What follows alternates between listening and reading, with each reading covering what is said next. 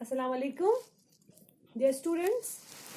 As you all are aware about it, that we are discussing the topic federalism, and I already discussed about the unitary features of Indian system.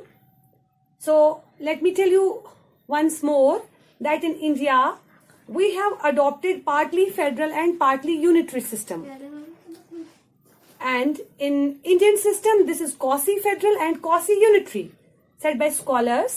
Hindustan में जो system है, क्या ये federal है या unitary है, इसके लिए बहस मुबासा हुआ। फिर जो फीचर्स यहाँ पे देखे गए हमारे सिस्टम में, तो इसी नतीजे पे पहुंचे कि हमारे यहाँ it is partly federal and partly unitary. आधे फीचर्स जो है वो फेडरल है और आधे फीचर्स जो है वो यूनिटरी है। और जहां तक यूनिटरी फीचर्स का ताल्लुक है वो मैंने डिस्कस किया ही है अपने पिछले लेक्चर में, जब मैं पढ़ा रही थी features of Indian unitary system. उसमें मैंने आपको बता दिया कि हिंदुस्तान का जो सिस्टम है ये यूनिटरी भी है और फेडरल भी है। इसमें कुछ फीचर्स ऐसे हैं जिससे हमें पता चलता है कि यहाँ पे यूनिटरी सिस्टम है। जैसे मैंने आपको बताया था कि division of powers in favour of centre को ज्यादा से ज्यादा इख्तियारात मिले हैं। या मैंने आपसे कहा था यहाँ पे no separate constitution for states के लिए अलग कॉन्स्टिट्यूशन नहीं है, हर एक स्टेट के लिए एक ही कॉन्स्टिट्यूशन है। और जैसा कि पिछली बार हमने देखा 2019 में, चूंकि J&K was the only state which was having its own constitution, but finally in 2019 it was amended। तो उसमें क्या रखा गया कि उसके लिए कहा गया कि नहीं, अब इनके लिए भी कोई 370 कोई स्पेशल पोजीशन नहीं होगी, अब पूरे हिंदुस्तान के लिए एक ही कॉन्स्टिट्यूशन नाफिज किया जाएगा। या मैंने आपसे ये भी कहा था कि हमारे यहाँ जो सिंगल इंटीग्रेटेड जुडिशियल सिस्टम है, सिंगल सिटीजनशिप है, ऑल इंडिया सर्विसेज है, ये सारे ऐसे फीचर्स हैं जिससे हमें पता चलता है कि हिंदुस्तान का सिस्टम जो है इट इज पार्टली यूनिटरी। क्योंकि ऐसे भी फीचर्स है जिससे हम इस नतीजे पे पहुंचे कि हमारे यहाँ यूनिटरी सिस्टम है। अब आज का जो हमारा टॉपिक है वो है कि किस तरीके से हमें लगता है कि हिंदुस्तान में पार्टली फेडरल सिस्टम है। सो वही फीचर्स मैं डिस्कस करने जा रही हूँ वन बाय वन, ध्यान दीजिएगा। ये ऐसे फीचर्स हैं जिससे हम कह सकते हैं कि हिंदुस्तान का सिस्टम जो है इट इज पार्टली फेडरल। क्योंकि फेडरल सिस्टम कहाँ पे है? यस, वेरी गुड, यस, आप लोग जानते ही है कि purely federal system United states of America में है। और ये फेडरल फीचर्स जो हैं ये हमने अडॉप्ट किए हैं अमेरिकन कॉन्स्टिट्यूशन से। और जहां तक यूनिटरी फीचर्स का ताल्लुक है, we have adopted these features from British constitution.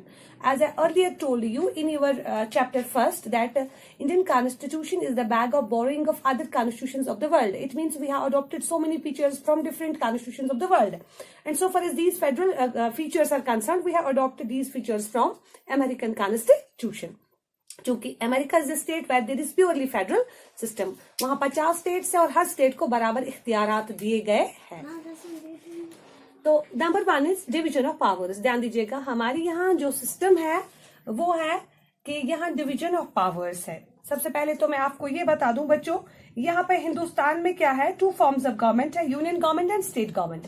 हमारे यहाँ सेंटर में अलग गवर्नमेंट है और स्टेट्स में अलग गवर्नमेंट है, डबल सेट ऑफ गवर्नमेंट्स है। और कॉन्स्टिट्यूशन जो है, constitution distributes powers between these 2 sets of governments. और कॉन्स्टिट्यूशन ने पावर्स क्या किए हैं, डिस्ट्रीब्यूट किए हैं स्टेट्स में भी और सेंटर में भी। क्योंकि यहाँ डिवीजन ऑफ पावर्स है and powers are divided into 3 lists, जैसा मैंने पहले भी आपको बताया है।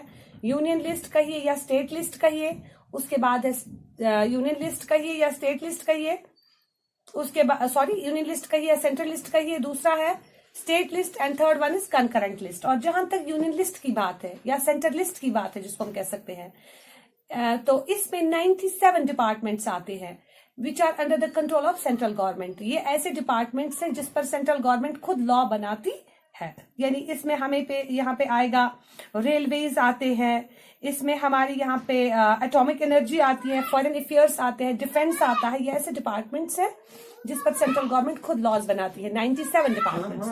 उसके बाद स्टेट लिस्ट है, यानी स्टेट लिस्ट, स्टेट्स को भी कुछ आइटम्स दिए गए हैं जिस पर स्टेट गवर्नमेंट्स खुद लॉ बनाती है।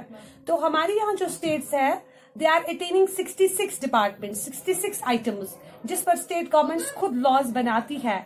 और उसमें कुछ ऐसे आइटम्स आते हैं जैसे पुलिस है, जेल्स है, लोकल गवर्नमेंट है, एग्रीकल्चर है, फॉरेस्ट है, पब्लिक सर्विसेज है। ये ऐसे डिपार्टमेंट्स हैं जिन पर स्टेट गवर्नमेंट्स खुद लॉज बनाती है।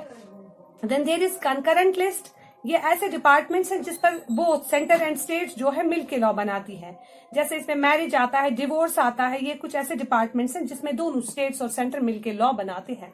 तो यानी डिवीजन ऑफ पावर्स है। और जो रेजिडरी पावर्स होते हैं, बाद में जो बचे कुछ पावर्स होते हैं, उस पर गिरफ्त मजबूत होती है सेंटर की, उस पर सेंट्रल गवर्नमेंट खुद लॉज बनाती है, जिसमें IT वगैरह आता है। तो बच्चे ध्यान दीजिएगा कि फेडरल फीचर का मतलब होता है डिवीजन ऑफ पावर्स। अगर यहाँ पे प्योरली डिवीजन ऑफ पावर्स नहीं है, नो डाउट कि centre is attaining more items than states, but still there is division of powers, still states are attaining 66 departments. In spite of state list items, they are having group on concurrent list. तो इस तरह से they play very important role in order to make a concurrent list. तो इस तरह से there is division of powers, जिससे हम कह सकते हैं कि यहाँ फेडरल सिस्टम है। Then there is written constitution. चूंकि अमेरिकन कॉन्स्टिट्यूशन रिटन है, दुनिया में फेडरल सिस्टम प्योरली वही है, वहां रिटन कॉन्स्टिट्यूशन है। बरतानिया की बात करेंगे, वहां अनरिटन कॉन्स्टिट्यूशन है। तो Indian constitution is also written, जो हमें बयान यहाँ पे करता है कि written constitution is the feature of federal system. हमारे यहाँ जो कॉन्स्टिट्यूएंट असेंबली है, who started this work to complete the constitution on 9th December 1946 and finally they completed their work on 26th November 1949 and they enforced the constitution on 26th January 1950. It means there is a set of rules written in the constitution. We are having 395 articles, 12 schedules, 24 parts in the constitution of India. तो इससे हम ये अंदाजा लगा सकते हैं हमारा constitution written है। तो written constitution is the federal system, that's why we have adopted it. Then there is rigid constitution. ध्यान दीजिएगा, अक्सर जो रिजिड कॉन्स्टिट्यूशन होता है, अक्सर वो रिटन होता है। रिटन कॉन्स्टिट्यूशन जो भी होता है वो रिजिड भी होता है। American constitution is written but there constitution is rigid also, लेकिन वो most rigid constitution of the world है। हमारे यहाँ उतना भी नहीं है। We have adopted mid path. हमने यहाँ पे क्या किया है, ऐसे भी कुछ कॉन्स्टिट्यूशन में आर्टिकल्स है जिनको इजीली अमेंड किया जा सकता है, और ऐसे भी कुछ आर्टिकल्स है जिनके लिए हमें 2/3 मेजोरिटी चाहिए पार्लियामेंट में, और कुछ ऐसे भी है जिसमें 2/3 मेजोरिटी पार्लियामेंट में होने के साथ साथ स्टेट्स की भी कंसेंट चाहिए, स्टेट असेंबलीज की भी। तो इसी तरह से हमारे यहाँ जो कॉन्स्टिट्यूशन है वो रिटन होने के साथ साथ रिजिड भी है, which is the feature of federal system. Then there is supremacy of the constitution. ये बात याद रखिएगा आपको बच्चों कि इंडियन कॉन्स्टिट्यूशन जो है ये भी यहाँ पे क्या है, there is supremacy of the constitution, यानी कॉन्स्टिट्यूशन से बढ़ के कुछ भी नहीं है। जो भी चाहे स्टेट्स हो, सेंटर हो, जो भी गवर्नमेंट्स है, they have to act in accordance with constitution as the letter is above the government. यानी गवर्नमेंट से बढ़कर कौन है, कॉन्स्टिट्यूशन। कॉन्स्टिट्यूशन से बढ़ के कोई नहीं है। Constitution is the supreme law of the land, so every government whether centre और state, they are they should abide by the constitution. So constitution क्या है, सुप्रीम है, जो वो बयान करता है उसी के अकॉर्डिंगली हमें चलना है, उसके अगेंस्ट हम नहीं जा सकते हैं। Then there is supremacy of the judiciary. Constitution की सुपरमेसी के अलावा यहाँ पे क्या है, यहाँ पे सुपरमेसी है किसकी, जुडिशरी की। याद रखिएगा, हमारे यहाँ जो इंडियन कॉन्स्टिट्यूशन है, it has established a powerful and independent judiciary in India. हमारे यहाँ जो जुडिशरी है वो इंडिपेंडेंट है और उसके अलावा वो पावरफुल है। It decides disputes between the centre and states, interprets the constitution also. ये कॉन्स्टिट्यूशन को भी इंटरप्रेट करती है। जब भी कॉन्स्टिट्यूशन में कोई ऐसा आर्टिकल होता है जो समझ में नहीं आएगा, उसको इंटरप्रेट करती है कौन, जुडिशरी, उसको वाजिया करती है जुडिशरी। सो जुडिशरी जो है, इसको इतने भी इख्तियारात है कि वो जुडिशियल रिव्यू अपने फैसले को फिर से वहां पे, फॉर एग्जांपल हमारे यहाँ लेजिस्लेचर जो उन्होंने लॉ बनाया है, लेकिन वो लॉ सूटेबल नहीं है, तो जुडिशरी को इतने इख्तियारात है कि वो वहां पे उस लॉ को नल एंड वॉइड भी करार दे सकते हैं कि वो चलने वाला कानून नहीं है, अगर आपने इसको इम्प्लीमेंट किया भी, लेकिन ये सही, अगर आपने इसको बनाया भी लेकिन ये सही नहीं है। So they have a power of judicial review, so they can change the decision of legislature as well. तो यहाँ पे जुडिशरी जो है, they have a right to interpret the constitution, और जुडिशरी इंडिपेंडेंट है, इसके फैसले जो है उसको कोई चेंज नहीं कर सकता, उसको कोई गवर्नमेंट भी चेंज नहीं कर सकती है। Then there is bicameral legislature. Bicameral legislature. Bi means two, cameral means chambers. हमारे यहाँ जो legislature means parliament.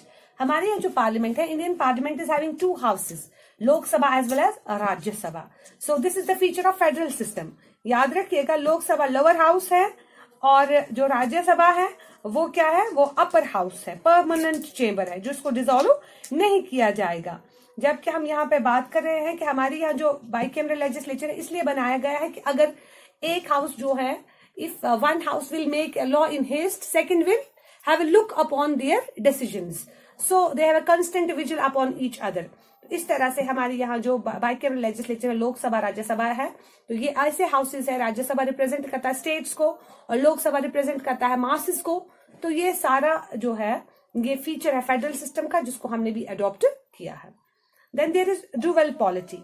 जैसा मैंने पहले भी आपसे कहा है कि हमारे यहाँ 2 सेट्स ऑफ गवर्नमेंट है, centre as well as states, यानी नेशनल लेवल पे अलग गवर्नमेंट है जिसको हम सेंट्रल गवर्नमेंट कहते हैं, और स्टेट्स लेवल पे यानी फेडरल लेवल पे, स्टेट्स लेवल पे फेडरल गवर्नमेंट्स हैं, तो उनको अलग से इख्तियारात दिए गए हैं। तो जो डबल सेट ऑफ पॉलिटी है, डबल सेट ऑफ गवर्नमेंट है, this is the feature of federal system, so that's why we have adopted it. तो ये सारे फीचर्स मद्देनजर रखते हुए हम ये कह सकते हैं कि हिंदुस्तान का आईन जो है, it is partly federal as well as partly unitary. Due to all these features we can say there is partly federal system in India. So these are the features which clearly states that Indian Constitution is partly federal system. Today's topic is, I think, it's enough for today. Inshallah, tomorrow we will start the next one.